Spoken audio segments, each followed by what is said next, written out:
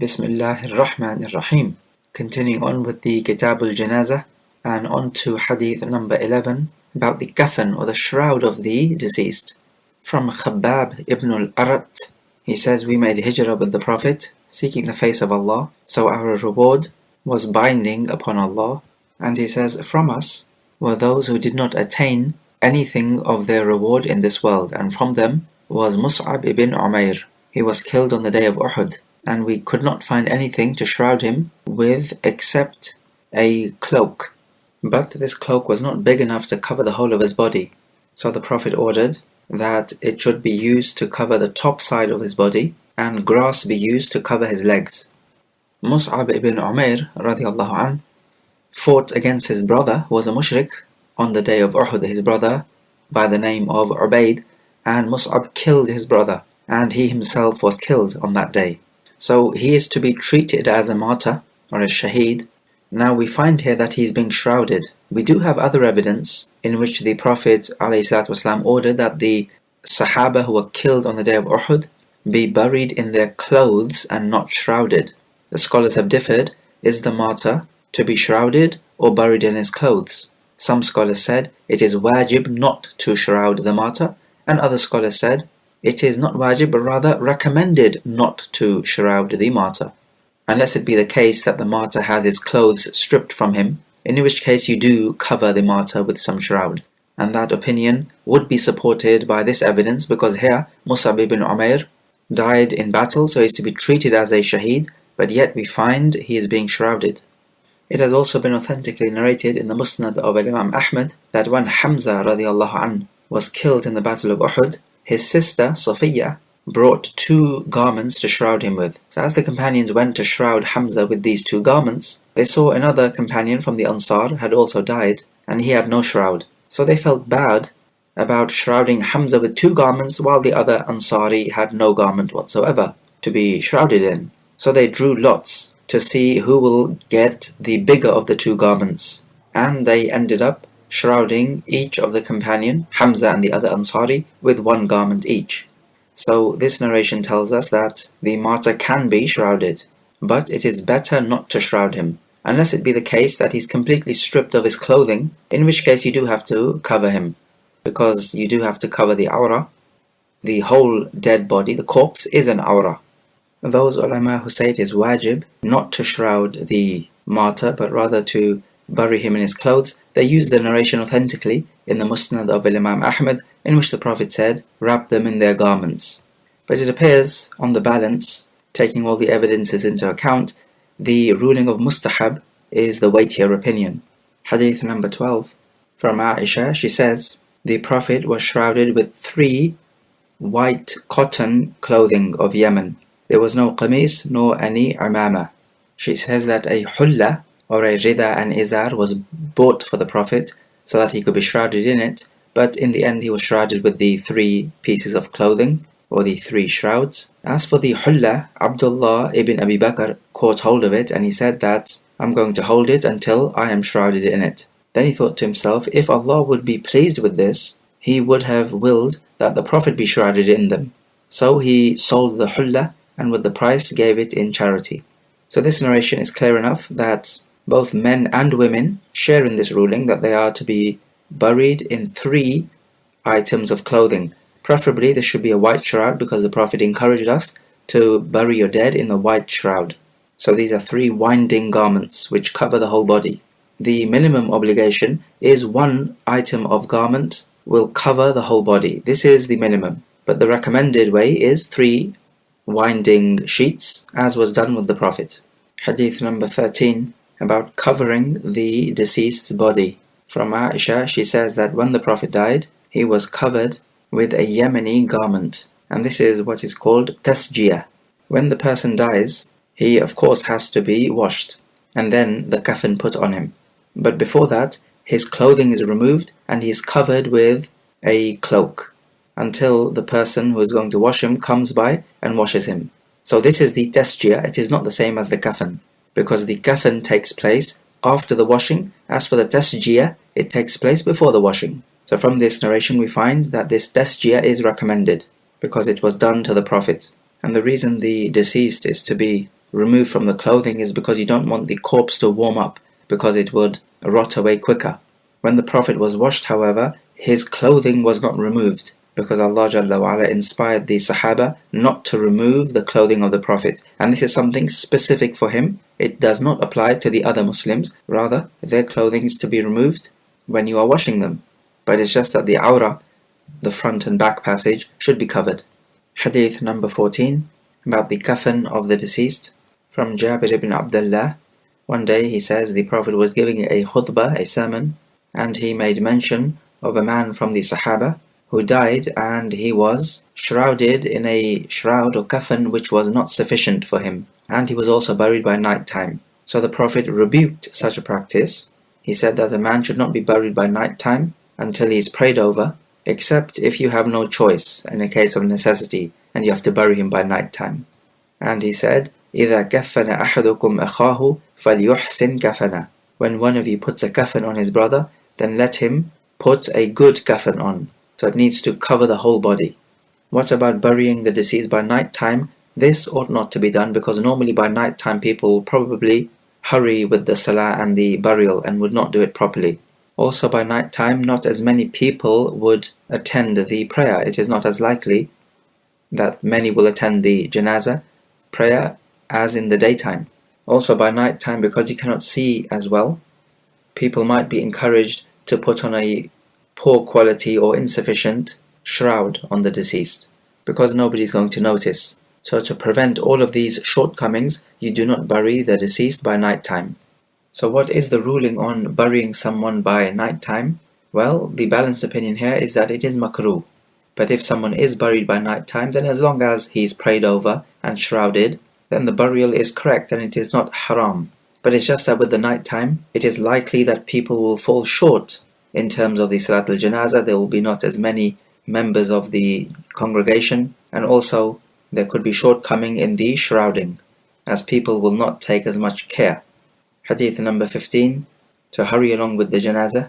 From Abu Hurairah, the Prophet said, أسرعوا بالجنازة فإن تك صالحة فخير تقدمونها عليه وإن تكن غير ذلك فشر تضعونه عن رقابكم.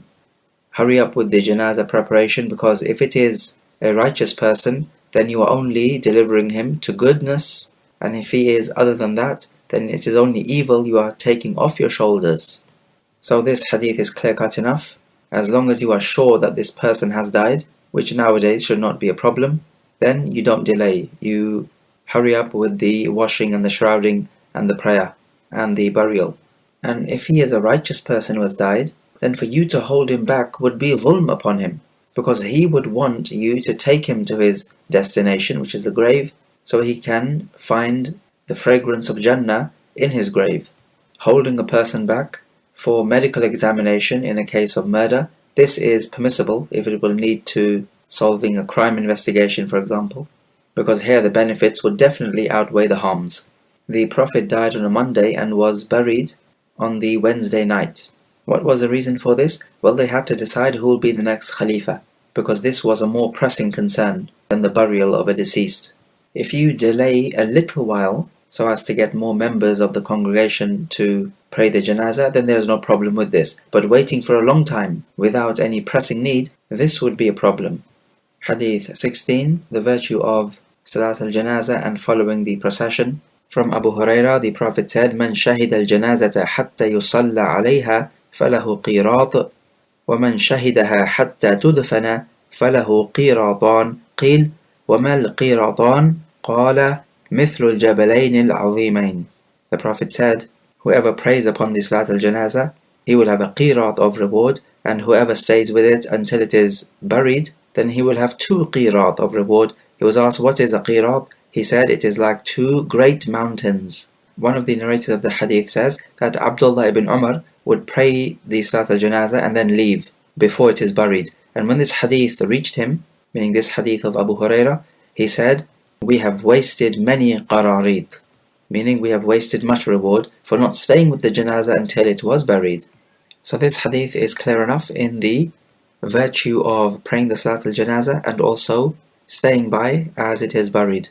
Of course, after it is buried, you seek forgiveness for your brother. because he will be questioned in the grave. And you ask Allah Jalla wa Ala to keep him firm, because you can only answer the questions correctly if Allah Jalla wa Ala keeps you firm. Hadith 17, again about the virtue of the Salat al-Janazah, from Abdullah ibn Abbas. The Prophet said, مَا مِن رَجُلٍ مُسْلِمٍ يَمُوتُ فَيَقُومُ عَلَى جَنَازَتِهِ أَرْبَعُونَ رَجُلًا لَا يُشْرِكُونَ بِاللَّهِ شَيْئًا إِلَّا شَفَّعَهُمُ اللَّهُ فِيهِ. No Muslim man dies, and 40 men who do not make shirk with Allah, they pray over him, except that Allah would make them intercessors for the deceased.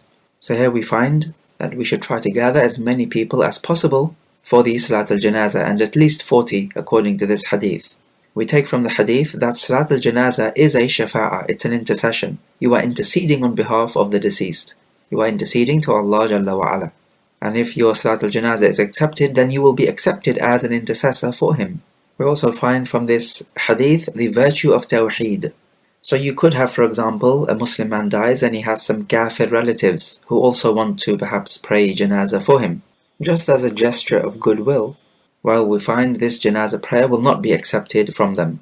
And from this hadith we can also take that there is no problem in waiting a little while in order to gather as many people as you can for the Salat al-Janazah.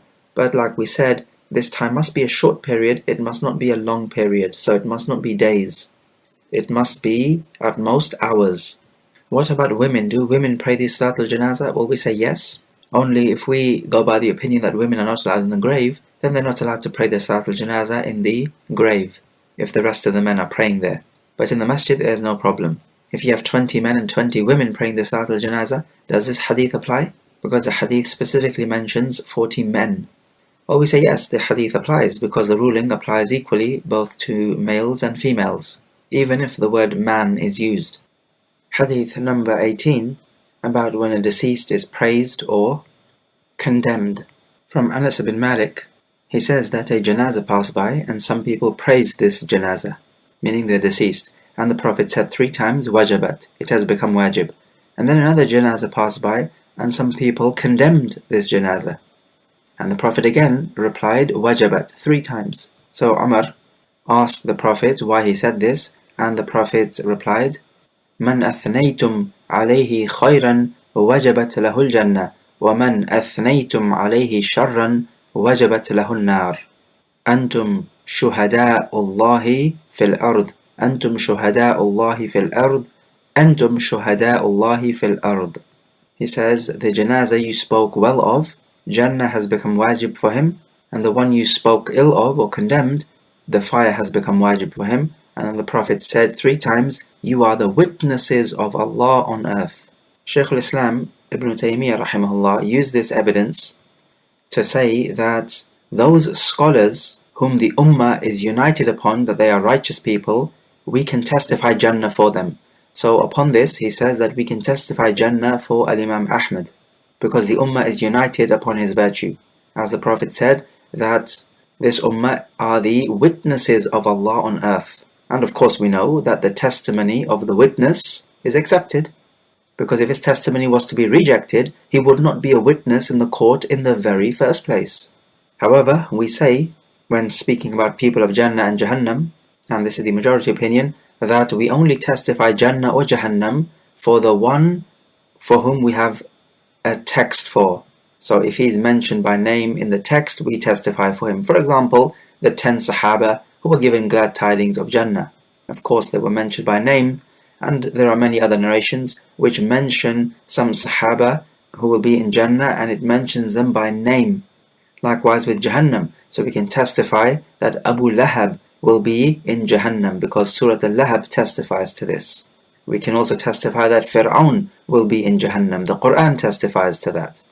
As for those personalities or names which we don't have a text for, we do not testify for them that they will be in Jannah or Jahannam, even if they did die as a Muslim or a Kafir.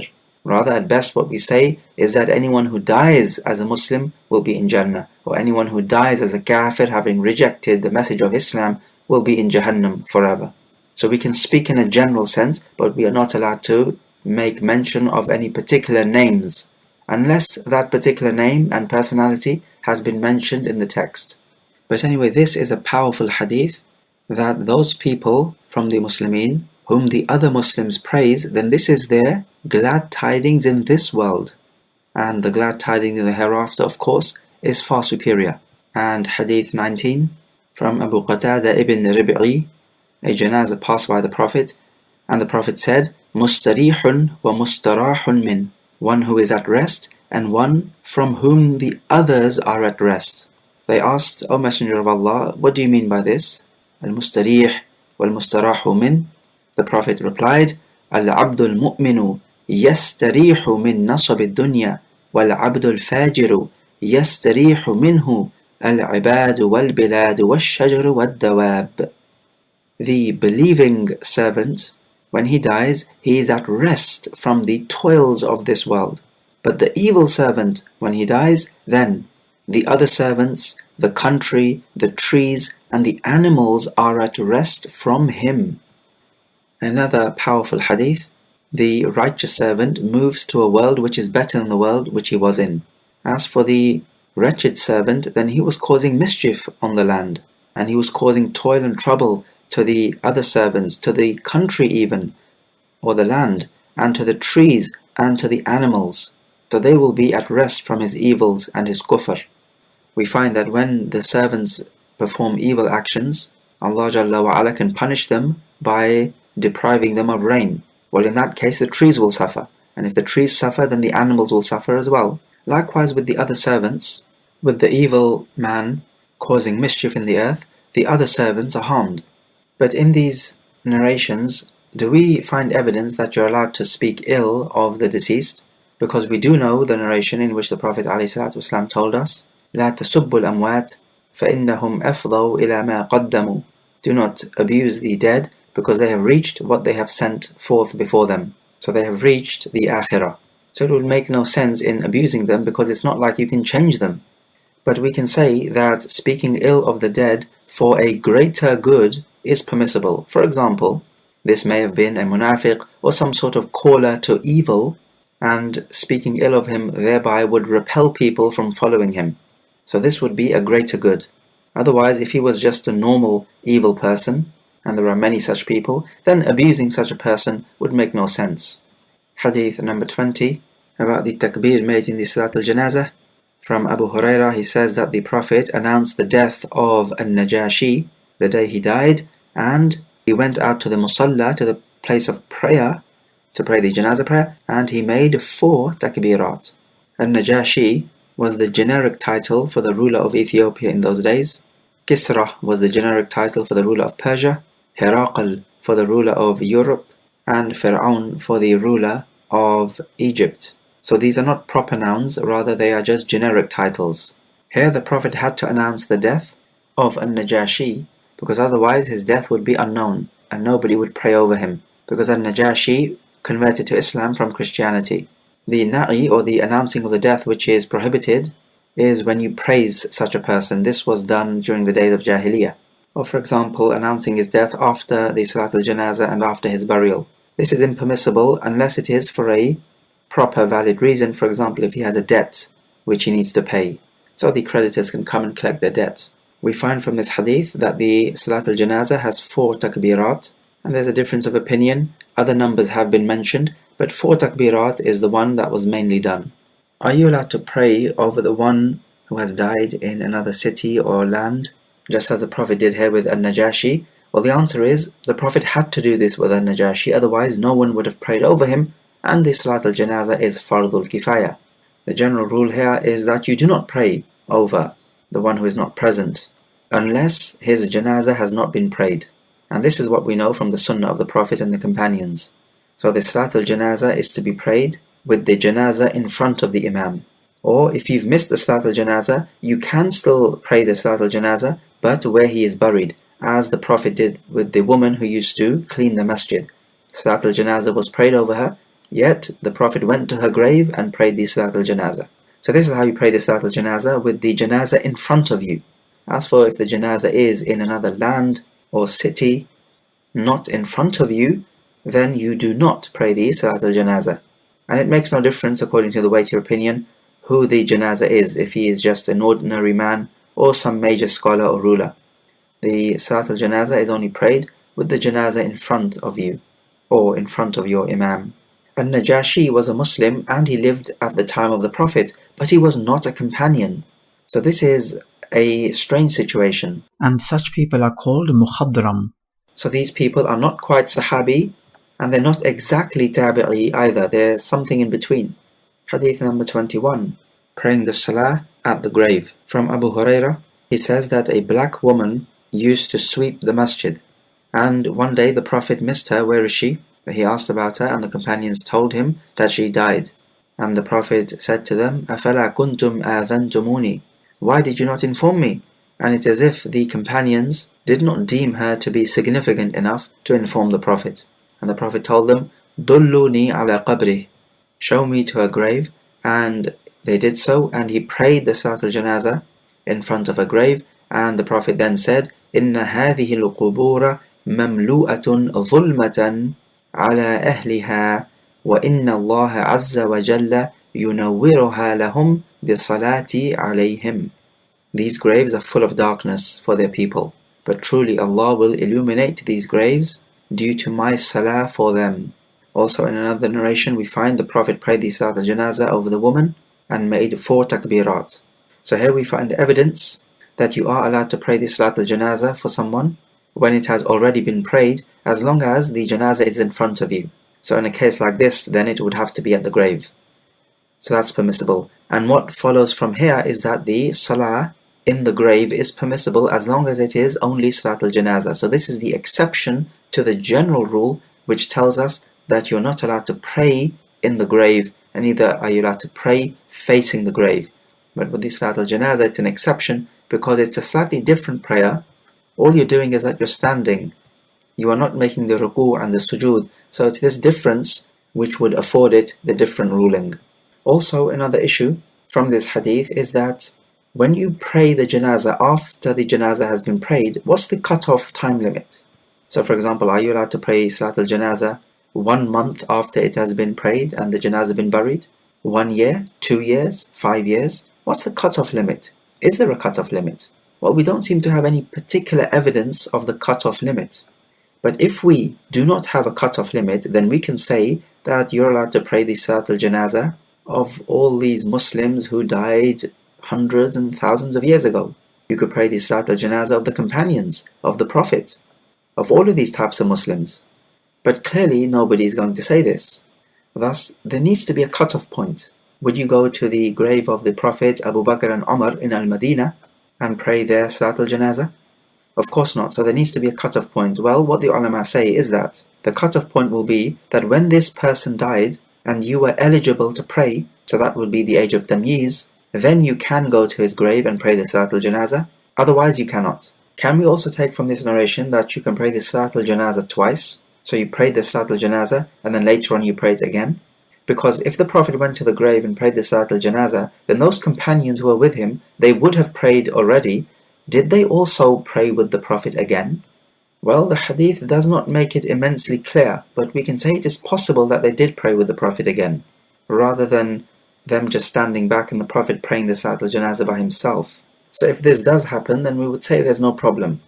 Hadith number 22, from Abdurrahman ibn Abi Layla, he says that Zayd would make the takbir on the Salat al-Janaza 4 times, and he also made takbir 5 times, and Zayd said that the Prophet would make the takbir 5 times.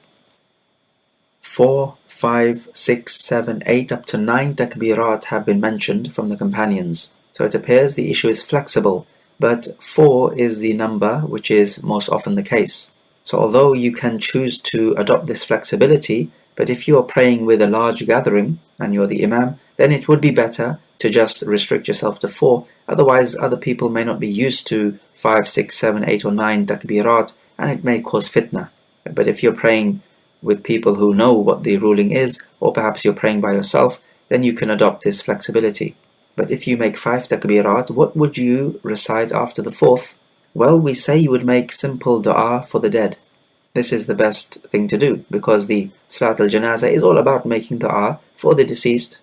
After the first takbir, you recite al-Fatiha. After the second, you send the salah upon the Prophet. After the third, you make dua upon the deceased. with one of the ad'iyah which is mentioned, and any dua that you want to really, it's a flexible issue. Then you make the 4th takbir, and you give the salam. Majority of the scholars say you give salam once, and we have evidence for that, but you can also give salam twice on the right and the left. Majority of the scholars say you give salam once to the right, and we have evidence for that, and other scholars say that you can give salam twice on the right and the left, just as with the normal prayer, and we have also evidence for that. So again, this is a flexible issue, we have evidence for both opinions. Hadith number 23, about standing up for the janazah. From Amir ibn Rabi'ah, the Prophet said, إِذَا رَأَيْتُمُ الْجَنَازَةَ فَقُومُوا لَهَا حَتَّى تُخَلِّفَكُمْ أَوْ تُوضَعَ. When you see a janazah, then stand up for it until it passes you by, or until it is put down.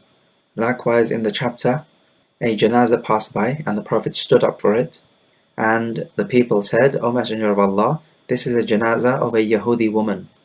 And the Prophet replied, إِنَّ الْمَوْتَ فَزَعٌ فَإِذَا رَأَيْتُمُ الْجَنَازَةَ فَقُومُوا. Death is a fright.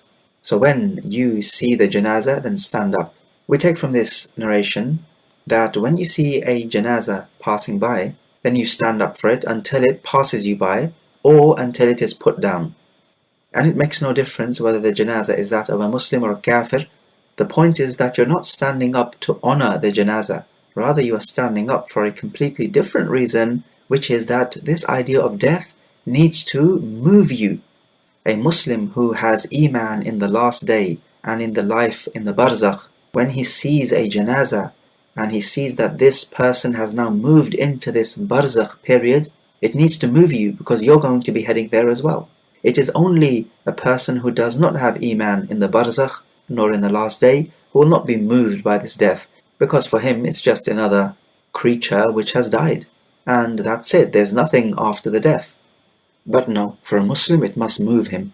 So therefore it makes no difference whether it is a kafir janazah or a Muslim janazah, he should stand up because he should be moved by this idea of death.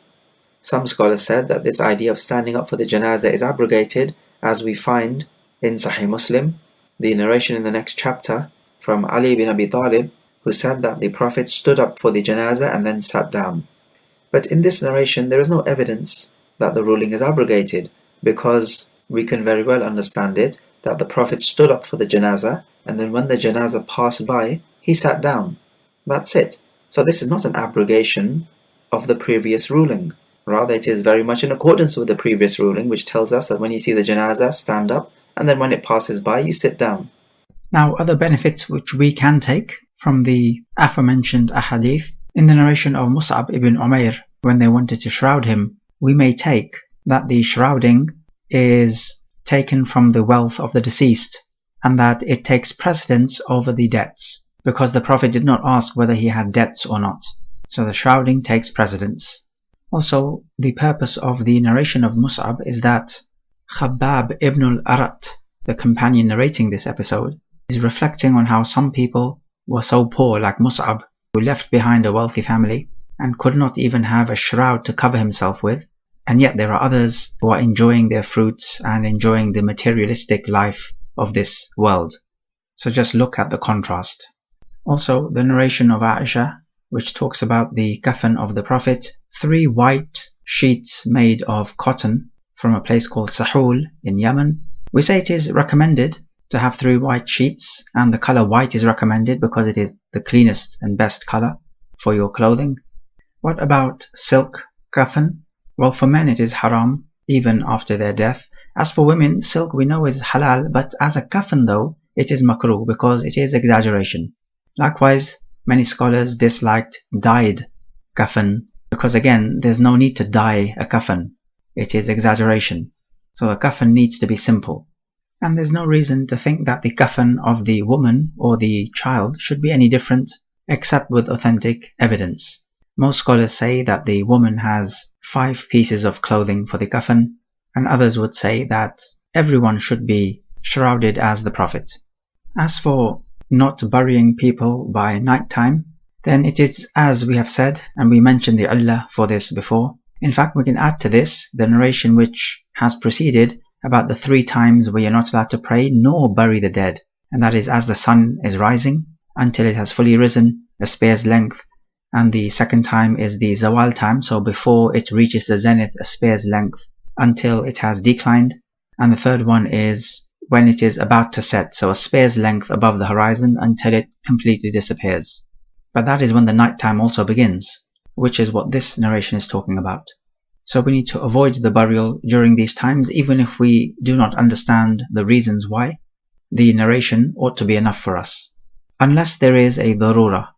Also, the Prophet saying, when you give the kafan on your deceased brother, then do it well. It does not mean put on a luxury kafan, rather it means cover him up well. And again, by night time, people might just make haste and not cover him up well, so they could be negligent. As for hurrying with the janazah, then yes, you hurry to the graveyard carrying it, but not so fast such that you endanger yourself into falling on the ground. As for following the janazah, then the Prophet said authentically, الراكب خلف الجنازة والماشي حيث شاء. The one who's riding a horse, let's say, he's going to be behind the janazah as it proceeds, and as for the one who is walking, then he can walk wherever he wants, in front, behind, to the left, to the right, wherever. Also, with regards to standing up for the janazah, now because we appear to have contradictory evidence, we can say that standing up for the janazah is not wajib but rather mustahab, because the Prophet did not stand up for the janazah at some point, indicating that it is not wajib. But we do not agree with this idea that it is abrogated, because if we can make a jama' or reconciliation, then that is the first port of call. Hadith number 24, about the dua for the deceased, from Auf ibn Malik. He says, I heard the Prophet praying for the janazah or making dua, and he would say, Allahumma ghafir lahu warhamhu. O Allah, forgive him and have mercy on him, wa'fu anhu wa'afi, and overlook his faults and grant him well-being. وَأَكْرِمْ نُزُلَهُ, and honor his stay. وَوَسِّعْ مُدْخَلَهُ, and make his place of entry expansive, meaning his grave. وَاغْسِلْهُ بِمَاءٍ وَثَلْجٍ وَبَرَدٍ, and wash him with water and ice and hail. وَنَقِّهِ مِنَ الْخَطَايَا كَمَا يُنَقَّ الثَّوْبُ الْأَبْيَضُ مِنَ الدَّنَسِ, and cleanse him of his sins, just like the white cloth is cleansed from dirt. وَأَبْدِلْهُ دَارًا خَيْرًا مِنْ دَارِهِ, and exchange a home or abode for him better than his previous home. وَأَهْلًا خَيْرًا مِنْ أَهْلِهِ, and a better family than his previous one. وَزَوْجًا خَيْرًا مِنْ زَوْجِهِ, and a better spouse than his previous one. وَقِهِ فِتْنَةَ الْقَبْرِ وَعَذَابَ النَّارِ, and save him from the trials of the grave and the punishment of the fire. And Auf said, I wished that I was that deceased for whom the Prophet was making this dua, because this dua was immensely powerful. The dua in the Salat al-Janazah is said after the third takbir, as we give precedence to Allah and the Messenger before the other people. So after the first takbir it will be al-Fatiha, after the second is the Salat on the Prophet, then after the third is the Salat on the deceased. Then after the fourth you simply make the salam. Notice he says wash him with water and ice and hail. This is because sins have a harara or a heat as they lead to Jahannam. So it has this heat about them, so you wash the sins with something which is cold, with the opposite. As for the family and wife better than the one he had, well, we know that people in Jannah will be different. So for example, your wife, who may have very many negative qualities, in Jannah she will be a wife but without these negative qualities. So she will be a better wife than she was in this world. And likewise the same with the husband and the rest of the family. If this person was not married, then we can still make sense of this by saying that if he was to have a wife, then give him a wife better than he would have had in this world. The fitna of the grave are the questions which will be asked. The questions may seem simple enough, but we are told that they will be immensely trying, just like the trial of Ad-Dajjal. And even if they do seem simple, you will not be able to answer them unless Allah Jalla wa Ala keeps you firm. So it is imperative that we make dua to Allah Jalla wa Ala to keep the deceased firm during this immense trial. Hadith 25, where the Imam stands in relation to the deceased. From Samurah ibn Jundub, he says, I prayed the janazah behind the Prophet. He prayed over the mother of Ka'ab. She died when she was in her nifas period, the postnatal bleeding. And he says the Prophet stood towards her middle of the body. We can take immediately how careful the companions would have been in noticing what the Prophet was doing. such that he even noticed here where the Prophet stood in relation to the deceased. This is quite a subtle detail, but it just shows how careful the companions were and how passionate they were about the actions of the Prophet. If it is a man, the Imam stands in line with his head. If it is a woman, he stands in line with the middle of her body. If the woman is pregnant and she has a child in her belly, then if it would have been a child above 4 months, which would have had the soul blown into it, then you make the niyyah that you're making the Salat al-Janazah for the mother and the child. Otherwise, if the soul was not blown in, then it is simply a piece of flesh, not a proper person. And also in the next chapter, we find that the Prophet ﷺ prayed the Salat al-Janazah of Ibn al-Dahdah radiallahu anh, and when he went away, he rode on a horse. So when he turned away from the grave, he rode on a horse. And so it is permissible to ride on your way back. Note that the narration says that he was praying over the nufasa, the woman in the postnatal bleeding. Such women are shaheed, and yet the Prophet is praying over her because they are shaheed in the akhirah. As for in this dunya, we treat them as any other person, so they can be prayed over. It is only the shaheed of the battlefield who is not prayed over. As for when you are carrying the deceased to the grave, then those people who are riding the horse or camel should be behind the pedestrians. But nowadays, if people are traveling by a car, it might cause the pedestrians some discomfort. As for carrying the deceased, then the sunnah is to carry the deceased on your shoulders. He can be driven there in an ambulance or some car of sorts, but this would be imitating the kuffar, and it is better not to do so unless in a case of real need.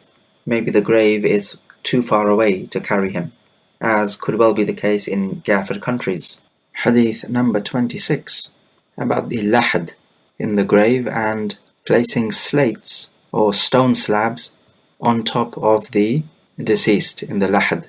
From Amr ibn Sa'ad ibn Abi Waqqas, he says that when Sa'ad ibn Abi Waqqas was in his illness from which he would die, he said, "Alhidu li lahdan, make a lahad for me, wansibu alayya al-libana nasban kama su'ina bi Rasulillahi sallallahu alayhi wasallam, and put on me stone slabs just as was done with the Prophet alayhi salatu wasalam. When the Muslim dies, you should bury him in the lahad, as the Prophet said, al-lahdu lana wa shiqqu li ghayrina. The lahad is for us and the shiq is for other than us. The normal shiq is when you just bury a hole in the ground, a rectangular shape, and you place the dead therein. The lahad is that you make the normal shiq, but on one half of the shiq you dig down deeper, and this is where you place the deceased. So it's a narrow niche on the side of the shiq, and once you've placed the deceased therein, you place him leg first and then you slide the rest of his body in. You would place on him some stone slabs placed diagonally, so one end of the slab is resting against the wall of the grave and the other end of the slab is resting against the base of the grave. So it's this diagonal shape, and this is how the Muslim is to be buried, because that's how the Prophet was buried. Hadith 27, putting some clothing in the grave. From Ibn Abbas, he says that a red clothing was placed in the grave of the Prophet, and this was some clothing which the Prophet would sleep on, taking it as a pillow. And we find that the freed servant of the Prophet, Shaqran, he placed this clothing in the grave of the Prophet. As to the reason why he placed it, then it has been said that Al-Abbas and Ali radiallahu anhuma were arguing as to what to do with this qatifa, with this clothing. So Shaqran ended the argument by just placing it in the grave of the Prophet so that there would be no argument after that. Majority of the scholars say that this is makruh to do. You don't place any clothing or any possession of the deceased in his grave. Rather, any possession of the deceased must be given to the inheritors. It has been said that he placed the qatifa in the grave of the Prophet because he did not want anyone else to wear it after the Prophet. Now certainly the wealth of the deceased does go as inheritance. However, there is no problem in placing a piece of clothing underneath the deceased, as was done here by Shaqran, the freed servant of the Prophet. Hadith 28, about leveling out the grave. From Thumama ibn Shufay, he says that we were with Fadala ibn Ubaid in the land of Rum when one of our companions died.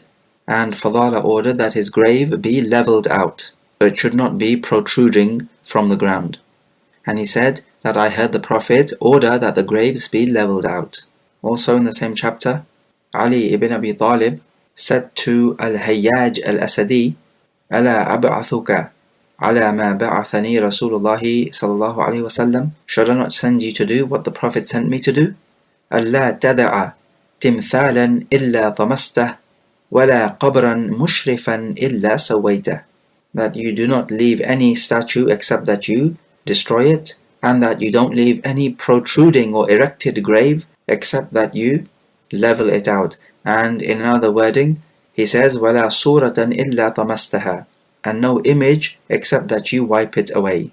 So therefore we find that images of faces of animals and humans must be destroyed, and also erected graves must be leveled out.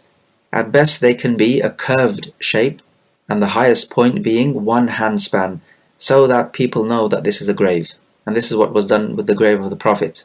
But anything more than that is an exaggeration and must be leveled out. We need to be extremely strict when it comes to matters of the deceased and graves, because this is the exact birthplace of shirk. It is to exaggerate when it comes to the deceased. And to this effect we have Hadith 29 about plastering the graves. From Jabir, he says that the Prophet forbade us from plastering the graves and sitting on them, and anything should be built on them. So 3 actions here are forbidden. Plastering the graves, this is an exaggeration. It leads to people venerating the grave too much and taking the inhabitant as an object of worship. So this is going to one extreme. On the other extreme is sitting on the grave, because this is a severe humiliation to the grave.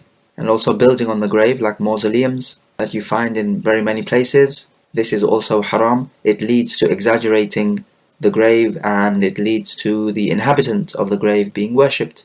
So in other words, we find that both ends of the extreme must be avoided, and that we must simply take a sensible and mature approach to the matter of death and graves, in that they are to be respected certainly, but one must never go to either extreme.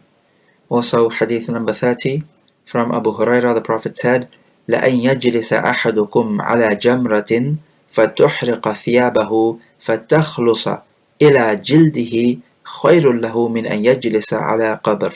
That one of you should sit on hot coals, and it burns your clothes and reaches your skin, is better for you than to sit on a grave. We find from this narration that it is a major sin to sit on a grave, as this is clear humiliation. Also from what is prohibited is to pray facing a grave. And we're just talking about the normal salah here, not the salat al-janazah.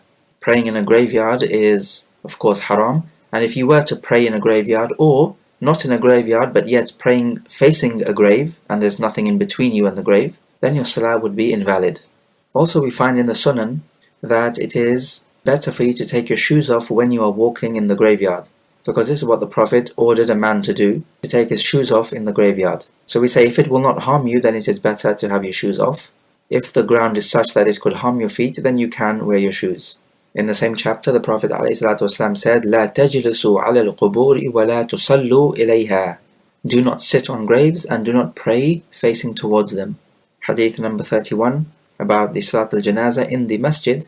When Sa'ad ibn Abi Waqqas passed away, Aisha said, bring him to the masjid so I can pray Salat al-Janaazah over him. And the people disagreed with this. How can we bring him into the masjid? The Salat al-Janaazah is not prayed in the masjid. And to this Aisha replied, by Allah, the Prophet ﷺ prayed over the 2 sons of Bayda in the masjid, and the 2 sons were Suhail and his brother. We find from this narration that the Salat al-Janazah can be prayed in the masjid, but this would not be the normal practice. This is why the people disagreed with Aisha in bringing Sa'ad ibn Abi Waqqas to the masjid to pray the Salat al-Janazah. Normally the Salat al-Janazah is prayed in the musalla, out in the open. It can also be prayed in the graveyard, but it is not normally prayed in the masjid. However, if it is prayed in the masjid, every now and then, it is fine, as the Prophet prayed over the 2 sons of Bayda in the masjid. Also we find that women can pray Salat al-Janazah, and there's nothing wrong with that. The only issue would be, can they pray the Salat al-Janazah in the maqbara, in the graveyard, if people are praying it there? So there would be a difference of opinion on that issue. Hadith 32, about what is said when you enter the graveyard. This is a long narration, but the gist of it is that Aisha reports that one night the Prophet got up and left the house, and Aisha wanted to know where he was going, so she got up, put on her khimar, and went out, and she saw the Prophet going to the Baqi' cemetery, and he stood there for a long time, and he raised his hands 3 times, and then he left. He left in a hurry. She says she also left in a hurry because she did not want the Prophet to know that she was following him. Then afterwards the Prophet noticed there was something wrong about Aisha. He asked her, "What's the matter?" and she said nothing. And the Prophet then told her, "Either you will inform me or the Al-Latif al-Khabir will inform me." Latif means someone who has subtle knowledge, and Khabir means someone who has open outward knowledge. So Allah Jalla wa Ala knows that which is open and that which is secret. And so Aisha had no choice but to inform him that she was following him. And the Prophet said, "Oh, so you're the black shadow which I saw in front of me." And the Prophet struck her on the chest such that it gave her some pain. And he informed her that Jibreel came to him, and he ordered the Prophet to go to the people of Baqi' and seek forgiveness for them. And he says he did not inform Aisha because he did not want her to wake up, and he did not want her to feel lonely. So to this, Aisha asked the Prophet, "What should I say to the inhabitants of the grave?" And the Prophet replied, "You should say, Assalamu ala ahli diyari min al-mu'minina wal-muslimin wa yarhamullahu al-mustaqdimina minna wal-mustakhirin wa inna insha'allahu bikum la lahiqun." You should say, "Peace be upon the people of the dwelling from the mu'mineen and muslimin. May Allah have mercy on those who have passed before us and those who come afterwards," meaning the later generations, "and verily we, insha'Allah, will be joining you." So we can find from this narration that visiting the grave, even by night time, is permissible. Visiting the grave is a good idea because it reminds you of death, and this could be done to the graves of the Muslims. And if you have a non-Muslim relative who has died, you can visit his grave as well. The Prophet visited the grave of his mother. And the reason is the same, is that you take admonition. But when you visit the grave of the kafir, you give him glad tidings of Jahannam. Of course, you do not do that with the graves of the Muslims, so that's the difference. Can we take from this that women are allowed to visit graves? Well, it appears we don't have any direct evidence from this. Firstly, when Aisha followed the Prophet, and the Prophet was standing in the graveyard, and he stood a long time, raised his hand 3 times, it is not clear that she entered the graveyard. Secondly, when she asked the Prophet what she should say to the inhabitants of the graveyard, it is not clear that she is entering the graveyard or leaving the house to visit the graveyard. Rather, this could be as she passes by the graveyard. So this narration is not clear-cut that women are in fact allowed to visit the graves. Majority of the scholars say that women are allowed to visit graves as long as they can be safe from the fitna of crying and slapping their cheeks and showing impatience. And some scholars say no, that the women who visit the graves are cursed due to the narration, but it's just that other scholars say that the narrations there in the Sunan are weak. We find also that it is permissible to seek forgiveness for the inhabitants of the grave. We know when the deceased is buried, you should seek forgiveness for him and ask Allah to keep him firm during the questioning. And here we find the Prophet is seeking forgiveness for the people of Baqi' cemetery, and he even raised his hands 3 times, so you're allowed to do that as well in your dua in the graveyard. As for raising the hands, then yes, this is permissible if you're visiting the grave, but if you're just passing by and you make dua for them, then you don't raise the hands, because this is a different situation. Also, we find from this that Jibreel would speak to the Prophet with words that could be heard. Also, we can take the mercy that Allah Jalla wa Ala had on the people of the Baqi' cemetery, in that He asked the Prophet to seek forgiveness for them. Now, of course, Allah can forgive the people of Baqi' and anyone else for that matter without the Prophet seeking forgiveness. Of course, that's not difficult for Allah, but we need to know that Allah has created a sabab or a cause for every effect. And the effect, which is the mercy of Allah, has a cause, the sabab, which is the Prophet seeking forgiveness.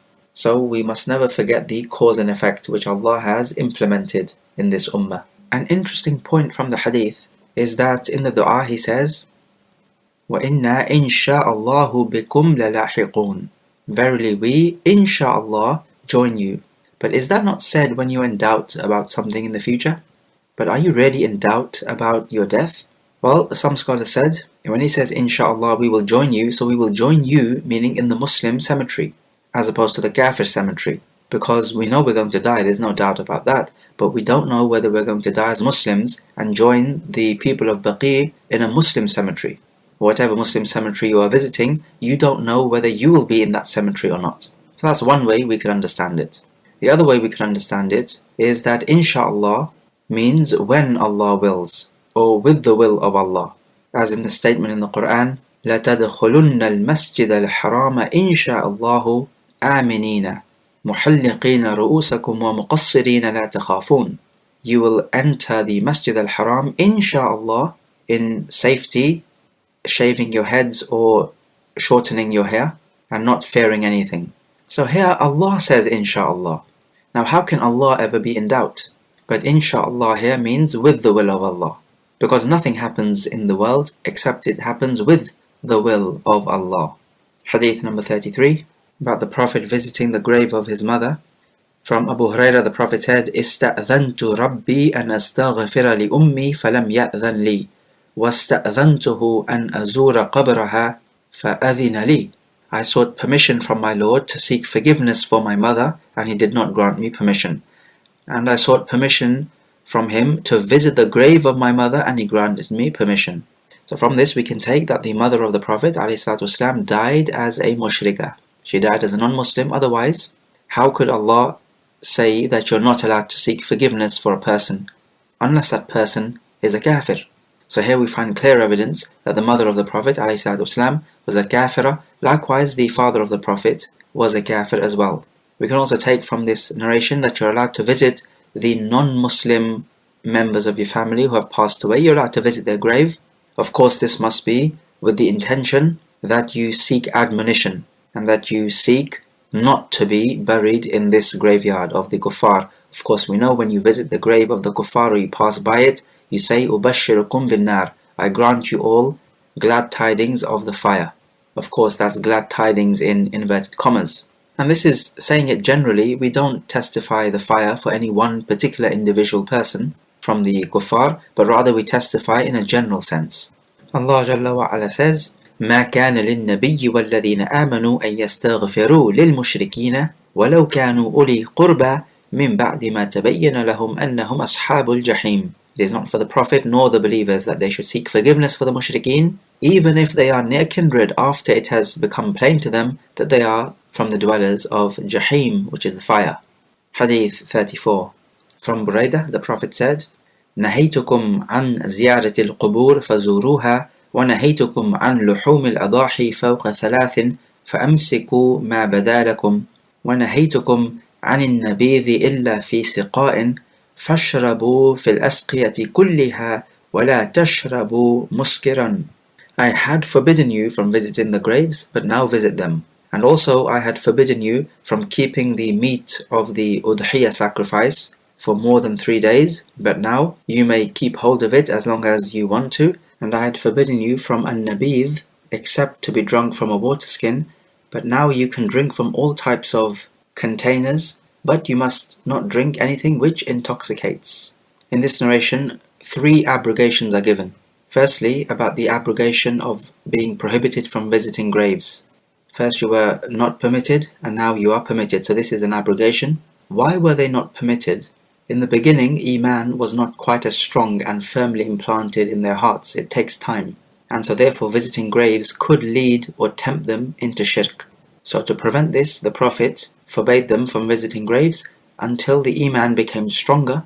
And so after that, there was no fear of shirk. Rather, it is something advantageous to be able to visit graves because it reminds you of the hereafter.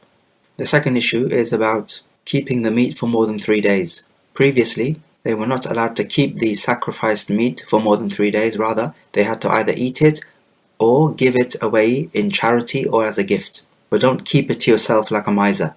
And this would be from the ways of Jahiliyyah, just looking out for yourselves. So the Prophet in the first place then ensured that they distribute the meat to others, especially those who are more needy. As Allah Jalla wa Ala says, فَكُلُوا مِنْهَا وَأَطْعِمُوا الْبَائِسَ الْفَقِيرِ. So eat from it and give to the one who asks and the one who does not ask from the poor people. But as for when you have all this meat and you just keep it to yourself, it will certainly last you more than 3 days. So the Prophet forbade that the meat should be with you for more than 3 days, which would mean that you are forced to eat some of it and give some portion of it in charity. But afterwards, when the spirit of charity was firmly implanted in the hearts of the Muslims, the Prophet had no need to enforce this 3-day rule. The third issue is about the nabidh. This is a drink which is made from dates, and it could also be from grapes. The problem with nabidh is that it can be drunk, there's no problem, but if you leave it to stay for about 3 days, it can develop an intoxicating effect. So you've got water skins, but you've got other utensils from which you can drink made out of clay or metal. And the fermentation effect was quicker in these types of utensils made out of clay or metal, which basically means that the nabidh would more rapidly turn into muskir, which is an intoxicating drink. But in a water skin, it would last longer. This is why the Prophet forbade drinking nabidh out of these clay containers or metal containers, so that the nabidh does not ferment into muskir, which is khamar, which is an intoxicating drink.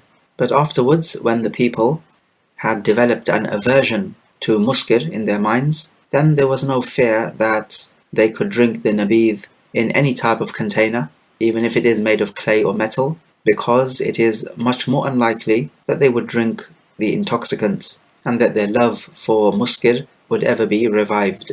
And so this narration is a primary narration which tells us that abrogation is possible in the Sharia, and that it is based on a wisdom, and that the Sharia needed time to slowly develop into perfection.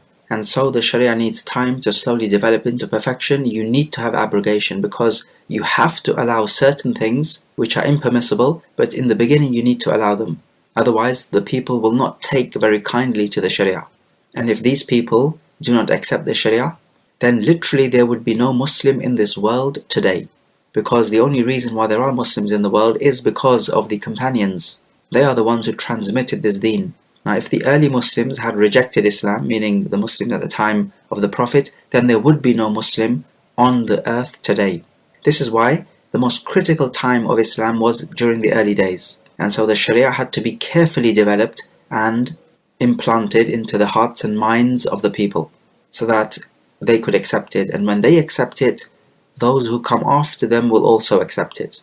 In this hadith, the rulings go from harsher to softer.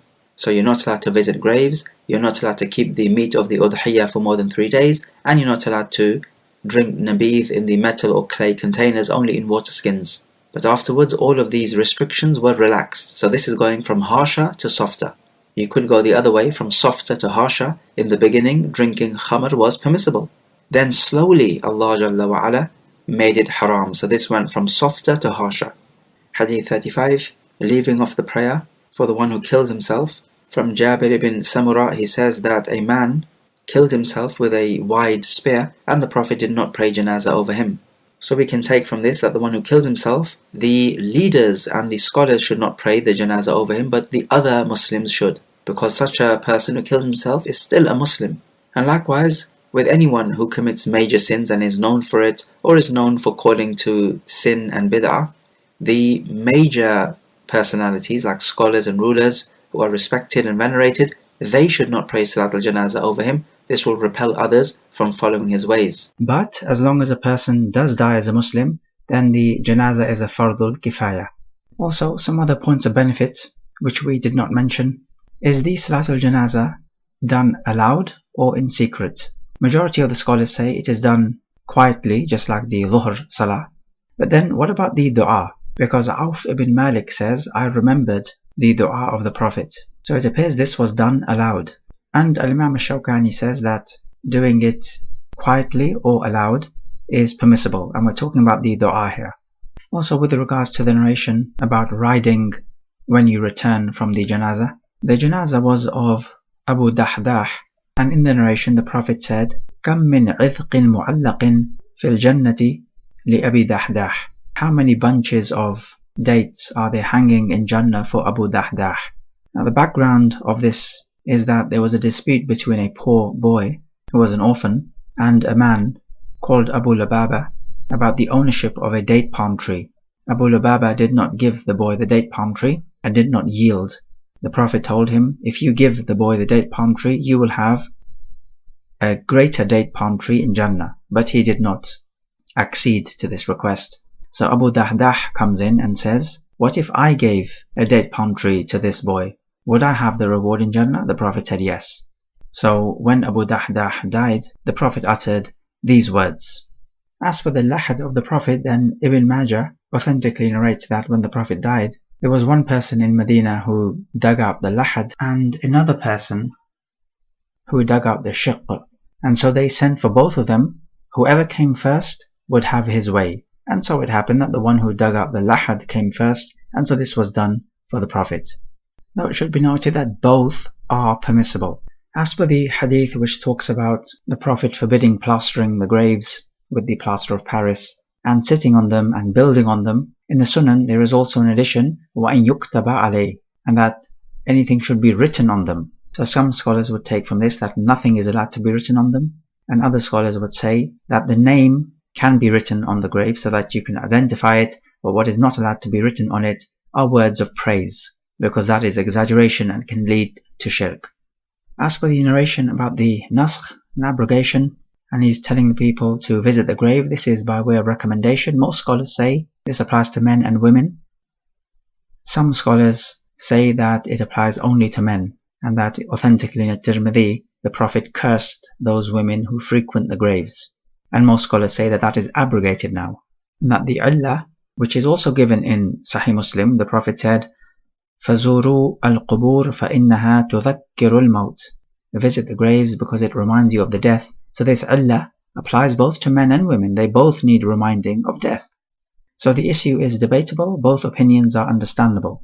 But if we say women are allowed to visit graves, we have to qualify that by saying that we must be safe that they will keep themselves patient and that they will not let their emotions overcome them. Okay, let's take some review questions. So question number 1. What is the ruling on shrouding the martyrs who die on the battlefield? Question number 2. Why is it not normally a good idea to bury the deceased by night time? Question number 3. Can you pray the Salat al-Janaazah for someone who died many years ago? What is the cutoff point in this issue?